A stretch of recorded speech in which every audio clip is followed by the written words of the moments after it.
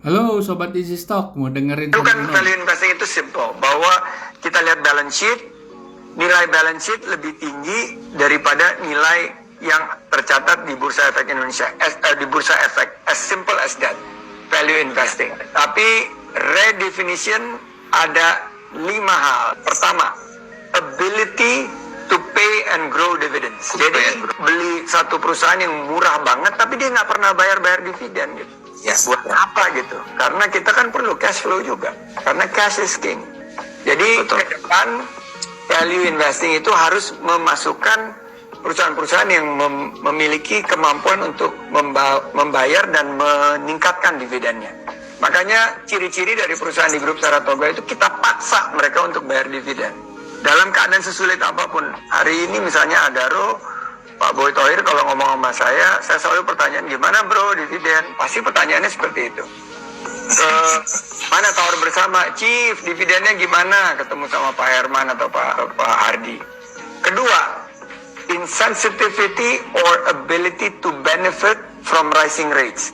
Jadi ini konsepnya agak kompleks ya. Kan semua sekarang tahu interest rate. Ya, kita langsung aja bicara. Saya ingin membicarakan tadi sepotong ya. Pak Sandi bilang harus membayar dividen. Saya tidak setuju. Nih, saya kasih contohnya. Anda tahu ini perusahaan apa? Kimia Farma, perusahaan BUMN, MGRO, perusahaan sawit, Pizza Sari Melati Kencana, Pizza Hut, InnoCycle Technology Group, TPIA Chandra Asri, perusahaan terbesar di chemical. Nah, kita lihat dia rugi, dia asli rugi, dia bayar dividen. Dividen yieldnya kan tergantung dari harga yang kita beli ya. Dividennya 1,5%, ada yang 3,7. Kalau 3,7 setahun ya. Daripada bunga deposito kan cuma 2% ya. Bagus ya. Sumber daripada cuan daripada investasi saham itu 2. 1 dividen, kedua apresiasi harga. Oke? Kalau perusahaan gini, logikanya di mana dia rugi dia bayar dividen? Kalau Kimia Farma saya nggak peduli.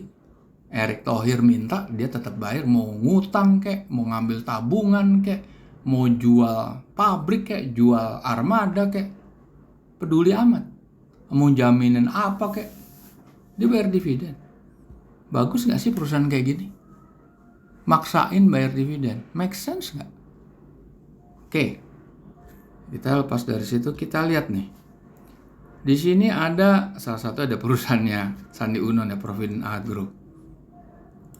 Net profitnya ada, dividennya ada, net profit margin ada. Dividen payout artinya apa? Nih Anda lihat nih Provident Agro ya. Profitnya 20 miliar tapi dividen 300 miliar. Masuk akal nggak itu? Anda nyetak duit, Anda restoran Anda memperoleh laba 1 miliar. Anda bayar pemegang saham 2 miliar. Masuk akal nggak itu? Apakah nggak mungkin terjadi? Bisa terjadi, sangat mungkin. Pemegang saham kagak peduli. Mau untung berapa kayak gue mau segini gitu. Oke? Make sense nggak? Lihat dulu dong. Nih. Victoria Insurance. Profitnya 600 juta. Dividennya 4,9 miliar. Dapat duit dari mana? Ya tabungan dikeruk-keruk kalau perlu minjem. Perusahaan apa itu? KMTR. Profitnya 6 miliar, dividennya 40 miliar. Ini semuanya gila semua ini. Perusahaan ini semuanya membayar dividen betul. Pertanyaan buat saya gini. Masa depannya seperti apa? Sekarang gini aja deh, kalau Anda mau main jangka pendek sekalipun ya, Anda ngejar dividen yang kayak gini, begitu Anda beli, begitu harganya ngedrop abis. Sudah pasti, coba buktikan sendiri. Pasti. Oke? Clear kan jadinya? Kenapa saya tidak setuju dengan perkataan Sandi Uno? Oke. Ketiga, grupnya Sandi Uno. Adaro, Aneka Gas, Mereka Copper. Oke.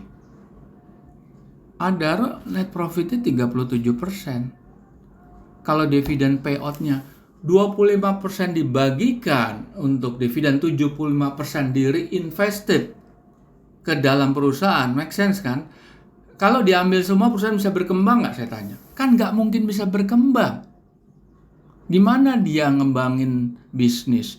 Gimana dia buka cabang? Gimana dia naikin kapasitas produksi? Gimana dia untuk promosi? Kan nggak ada duitnya kalau diambil semua. Nah, Adaro bener. Duitnya cuma diambil 25%, 75% diputerin lagi ke dalam perusahaan. Oke. Nih, sekarang Aneka Gas, MDKA nggak bayar dividen ya. Oke. Sekarang kita lihat MPMX. Net profit 400 miliar, 450, bayar dividen 800 miliar. Apa-apaan itu? Ini namanya ngeruk apa istilahnya, ini mengkerdilkan perusahaan. Berarti si pemilik saham tuh tidak yakin perusahaan tuh bisa berkembang, ya dikeruk aja, dikerdilin, ngapain juga gitu. Kalau Adaro dipercaya bisa berkembang, makanya cuma diambil 25%. NRCA kita lihat laba 66 miliar, oke, diambil 37 miliar, berarti payoutnya 56. Gini loh, kalau pemegang saham, pemilik saham, owner atau founder daripada perusahaan, dia menuntut pembayaran dividen lebih dari 50%, kayak di sini 56%, artinya apa? Artinya si owner tuh nggak percaya perusahaan itu bisa dikelola sama direksinya untuk ngembangin pabrik, ngembangin pasar, ngembangin bisnis. Dikasih cuma berapa? Cuma 40%. Jadi nggak percaya aja sebetulnya. Apalagi ini nih, yang ini. Palem. Labanya 20 miliar. Dividennya 309 nih, gimana ceritanya? Emang pengen dibubarin kali? Betul nggak? Hanya untuk apa? Asal investor senang. 53, habis itu harganya meluncur. Kita lihat Palem. Kita lihat Palem di sini. Harganya seperti apa Palem?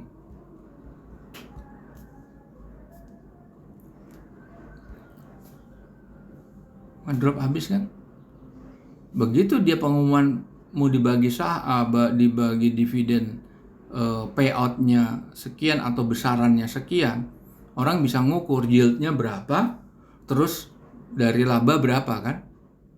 Tembak dong, naik gitu, peng. Begitu udah di lock, karena kan kalau jual itu sama kan nggak dapat dividennya, turun langsung zret. Apa artinya? Anda dapat uang, tapi modal Anda kepotong berapa tuh?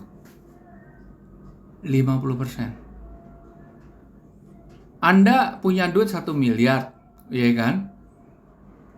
Kalau tabungan kan Anda punya 1 miliar, bunganya 2%, gitu kan? Net. Oke, sekarang yieldnya berapa tadi? Yieldnya 5,9% atau 6%. 6% dari 1 miliar itu adalah sekitar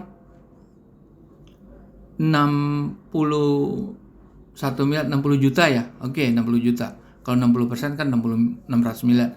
Anda dapat duit 60 juta, tapi uang Anda jadi 500 juta. Terima nggak Anda begitu?